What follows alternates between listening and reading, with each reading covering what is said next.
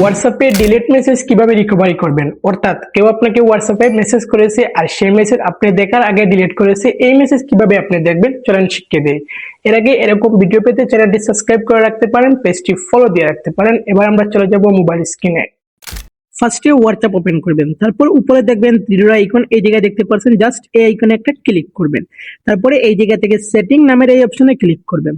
তারপরে এই সেটিং অপশনে ক্লিক করার পর নিচের দিকে স্ক্রল করলে এই জায়গায় অনেকগুলো অপশন আছে, আপনি এই জায়গায় দেখে আসবেন। এই জায়গায় পেয়ে যাবেন জাস্ট চার্ট নামের একটি অপশন দেখতে পাচ্ছেন, জাস্ট এই চার্ট নামের অপশনে ক্লিক করবেন। চার্ট নামের অপশনে ক্লিক করার পর নিচের দিকে স্ক্রল করবেন, যেহেতু আপনি ডিলিট মেসেজ রিকভারি করতে চান, জাস্ট এই জায়গায় চার্ট ব্যাকআপ এই অপশনে ক্লিক করবেন। এই অপশনে ক্লিক করার পর আপনি এই জায়গায় একটি গুগল অ্যাকাউন্ট দিয়ে লগ ইন করে নিতে হবে, যেহেতু আপনি ডিলিট করার চার্ট দেখতে চান।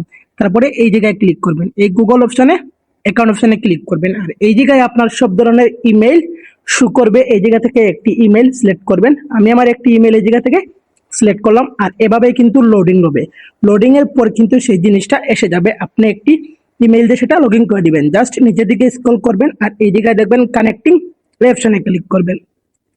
এই অপশনে ক্লিক করার পর আবার লোডিং হবে, আর লোডিং এর পর কিন্তু আপনার ডিলিট হওয়া সব ধরনের মেসেজ আপনি ফিরে পাবেন জাস্ট এই ইমেলের দ্বারা। আর এই ইমেল কিন্তু আপনার কয়েক ঘন্টা পর এটা অন হয়ে যাবে, আর আপনি ডিলিট মেসেজ সেই জায়গা থেকে দেখতে পারবেন, যে আগে ডিলিট মেসেজ হয়ে গেছে সেগুলো আপনি এই জায়গায় দেখতে পারবেন।